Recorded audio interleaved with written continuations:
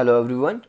तो आज हम कवर करेंगे बी हाइव चैप्टर 6 की। उसके बाद में एक पोएम दी हुई है और उस पोएम का नाम है नो मैन आर फॉरेन। ठीक है, चलिए इस पोएम में आगे बढ़ने से पहले मैं इस पोएम को एक्सप्लेन करूं, उससे पहले मैं इस पोएम के बारे में थोड़ा सा आपको बता दूं कि इस पोएम में है क्या। देखो, इस पोएम में जो पोएट है ना, वो एक ब्रदरहुड की बात कर रहे हैं, भाईचारे की बात कर रहे हैं। और वो ये बताना चाह रहे हैं अपने रीडर्स को, यानी कि हम लोगों को, कि कोई भी जो आदमी है, कोई भी और भी जो लोग हैं जो आपके देश को बिलोंग नहीं करते, फॉर एग्जांपल आप इंडिया में रहते हैं, तो जो पाकिस्तान के लोग हैं, यूएस के लोग हैं, जर्मनी के लोग हैं, वो भी हमारे जैसे ही हैं, वो भी हमारे ही भाई बहन हैं। उनमें कोई भी किसी भी तरह का अंतर नहीं है। जो पोएम है शायद इंस्पायर्ड है इस चीज को लेके कि आप लोगों ने देखा होगा कि लोगों में बस अपना अपना अपने की भावना लगी रहती है कि ये हमारा भाई, ये हमारा कजिन, ये हमारा वो। लेकिन यहाँ पे जो पोएट है वो हमें ये समझाने की कोशिश कर रहे हैं कि जो ईश्वर है, जो गॉड है, जिसने इस संसार को बनाया, इस पूरी सृष्टि को बनाया है, उसने हमें बनाने में किसी भी तरह का कोई भी भेदभाव नहीं किया। और उसके लिए तो ये, चाहे हम इंडिया के हों, पाकिस्तान के हों, यूएस के हों, ब्राज़ील के हों, उसके लिए तो हम सब बिल्कुल बराबर हैं। तो जब ईश्वर ने, जिसने हमें बनाया है, जब उसके लिए हम सब बिल्कुल बराबर हैं, तो हमने ये मतलब ऊंच नीच भेदभाव या फिर कि वो लोग हमारे नहीं है, वो दूसरे देश के, ऐसा हमने क्यों किया हुआ है। चलिए अब हम इस चैप्टर को, इस पोएम को आगे पढ़ते हैं। Remember, no men are strange, no country is foreign. Beneath all uniforms, a single body breathes. देखो क्या कह रही है लाइन, कि ये याद रखो, कोई भी जो इंसान है, कोई भी जो आदमी है, वो स्ट्रेंज नहीं है, यानी बाहर का नहीं है, तुमसे अलग नहीं है, हमसे अलग नहीं है। नो कंट्री इज फॉरेन, अरे कोई कंट्री फॉरेन नहीं है, चाहे कोई भी देश हो, वो बाहर का देश नहीं है।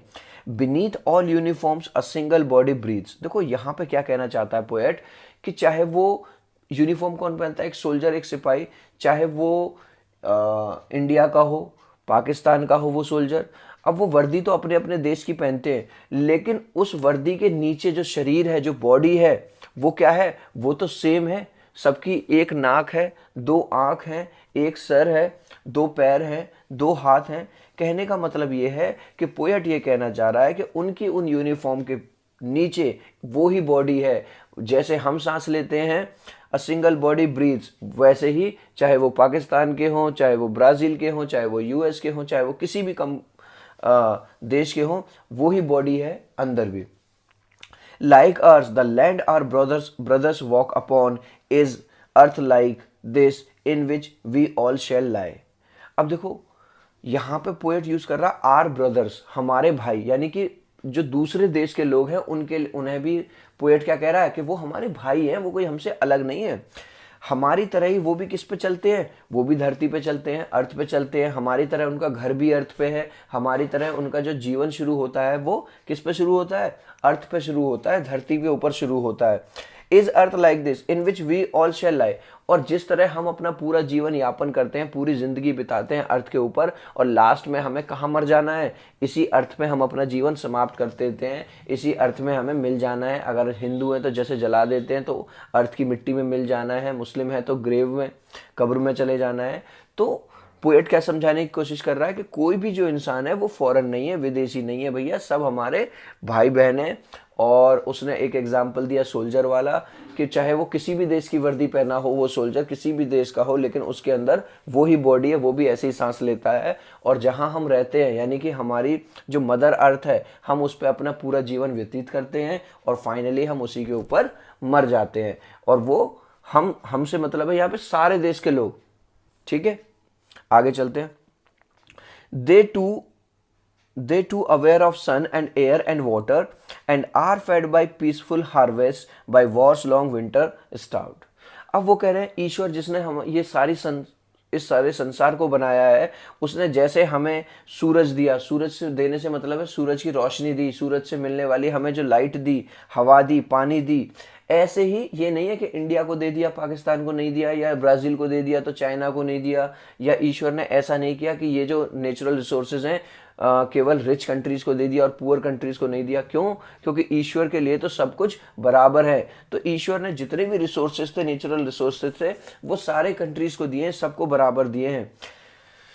Are fed by peaceful harvest by war's long winter starved. और वो कह रहे हैं वो लोग भी जिन्हें हम दूसरे समझते हैं या दूसरे लोग के समझ वो लोग भी क्या करते हैं, जब शांति वाला टाइम चल रहा होता है, जब सारे देश मिलकर रह रहे होते हैं, उस टाइम पे वो भी अपना काम धाम करते हैं और फसलों को उगाते हैं और अपना वो भी भोजन करते हैं, अच्छे से खाना खाते हैं। लेकिन जब वॉर वाला टाइम आता है, लेकिन जब लड़ाई वाला टाइम आता है, युद्ध वाला टाइम आता है या विंटर वाला टाइम आता है, तो उन्हें भी काफ़ी दिनों तक भूखे रहना पड़ता है हमारी तरह। देखो यहाँ पे पोएट क्या कहना चाह रहा है भाई, जैसे अगर लड़ाई हो गई, जब लड़ाई होने से क्या होगा कि जो शेड्यूल था काम करने का, फसल उगाने का, वो भी कहीं ना कहीं अफेक्ट होगा और जिससे वहाँ के जो लोग हैं भाई, जब फिर उन्हें प्रॉपर खाना नहीं मिलेगा। तो कहने का मतलब यहाँ पे पोएट ये कहना चाह रहा है कि जब शांति होती है, बढ़िया मौसम होता है, भाईचारे की भावना होती है, तब वहाँ पे क्या होता है, हम भी बढ़िया तरह से खाना खाते हैं, वो भी अच्छी तरह से खाना खाते हैं। लेकिन जब क्या हो जाते हैं, लड़ाई हो जाती है, युद्ध हो जाते हैं, तो ये लगी रहती है कि भैया पहले युद्ध कर लो, खाना वाना तो खाते रहेंगे, और खाने की भी कमी हो जाती है। Their hands are ours and in their lines we read a labor not different from our own। देखो यहाँ पर राइटर कह रहा है उनके भी हाथ हमारे जैसे हैं, मतलब राइटर के पोएट कहना चाह रहा है हमसे कि उनका जो जीवन है वो बिल्कुल हमारी तरह ही है। ऐसा नहीं है कि हम मेहनत करते हैं वो नहीं मेहनत करते, भाई वो भी फसल वगैरह उगाते हैं, वो भी काम धाम करते हैं, उनके भी बच्चे हैं, तो वो भी मेहनत करते हैं और हम भी मेहनत करते हैं। A labour not different from our own, और उनके द्वारा जो की जा रही है जो मेहनत, वो हमसे कोई अलग नहीं है। इसका मतलब ये है कि हम ये नहीं कह सकते वो कम मेहनत करते हैं हम ज़्यादा मेहनत करते हैं। वो अपनी जगह मेहनत कर रहे हैं और हम अपनी जगह मेहनत कर रहे हैं। आगे चलते हैं। Remember they have eyes like us that wake और sleep and strength that can be won. और पोएट हमें कह रहा है, जो उसकी ऑडियंस है, जो हम रीडर्स हैं, उनसे कह रहा है देखो एक और चीज याद रखो भाई, उनके भी सेंस ऑर्गन बिल्कुल हमारी तरह ही हैं, वो भी हमारी तरह ही देखते हैं, वो भी हमारी तरह ही सुनते हैं, वो भी हमारी तरह ही चलते हैं, हमारी तरह ही उठते हैं और हमारी तरह ही सोते हैं। And strength that can be won, और उनकी जो शक्तियां हैं भाई, उनसे लड़के नहीं जा सकता। कहने का मतलब ये है कि पोएट ये कह रहा है वो जो लोग हैं जिन्हें आप बाहर का समझते हो, वो बिल्कुल हमारी तरह ही हैं, हमारी तरह दिखते हैं, हमारी तरह चलते हैं, हमारी तरह सोते हैं, हमारी तरह उठते हैं। और अगर उन्हें जीतना ही है तो उन्हें लड़ाई से नहीं जीता जा सकता, नई नई मिसाइल से नहीं जीता सकता, परमाणु बम से नहीं जीता जा सकता। उन्हें केवल जीता जा सकता है तो केवल और केवल प्रेम भाव से, बाय लव।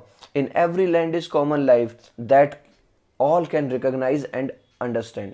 देखो एवरी लैंड, हर धरती पर, यहाँ पे मतलब है हर कंट्री में बिल्कुल वही कॉमन लाइफ है। एक मम्मी है, पापा हैं, बच्चे हैं, उनके मम्मी पापा हैं, तो हर जगह एक ही जैसी कॉमन लाइफ है, वहाँ पे कोई अंतर नहीं है, जैसे हम वैसे वो। ठीक है, तो पोएट बार बार हर जगह हर लाइन के थ्रू बस एक ही मैसेज देना चाह रहा है कि चाहे बाहर के लोग हों चाहे यहाँ के लोग हों, उनमें और हम में कोई भी अंतर किसी भी तरह का नहीं है। Let us remember whenever we are told to hate our brothers, it is ourselves that we shall dispose, betray, condemn. Remember we who take arms against each other। अब कह रहा है देखो कभी कभी ऐसा होता है कि हमें ये बोला जाता है कि टू हेट आवर ब्रदर्स, कि उन लोगों से हेट करने के लिए। आपने सुना होगा बच्चों के दिमाग में, छोटे छोटे बच्चों के दिमाग में ये चीज़ भर दी जाती है, बेटे पाकिस्तानी तो हमारे दुश्मन है, बेटा चाइना तो हमारा दुश्मन है, बेटा अमेरिका तो हमारा दुश्मन है। अगर हमारे दिमाग में ऐसा भरा जाता है और फिर हम ऐसी बातों को मानते हैं, तो इसमें किसी और की गलती नहीं है, इट इज़ आवर सेल्फ, ये हमारी खुद की गलती है। That we shall dispossess, betray, condemn, कि हम किस में चीज़ में पड़ जाते हैं, हम धोखा देते हैं। किसको? अपने आप को धोखा दे रहे हैं, किसी और को धोखा नहीं दे रहे।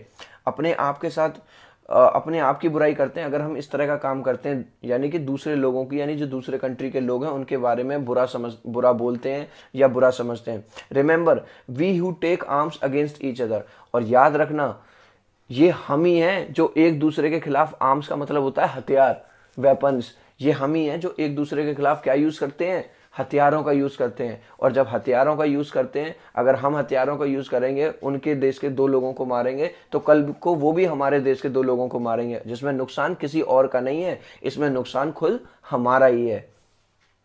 It is the human earth that we defile, our hells of fire and dust outrage the innocence. और ये जो ह्यूमन अर्थ है, ये जो मदर अर्थ है जिसपे हम सबको प्यार से रहना चाहिए, इसको हम क्या करते हैं, डिफाइल का मतलब है गंदा कर देते हैं, दूषित कर देते हैं। Our hells of fire and dust outrage the innocence.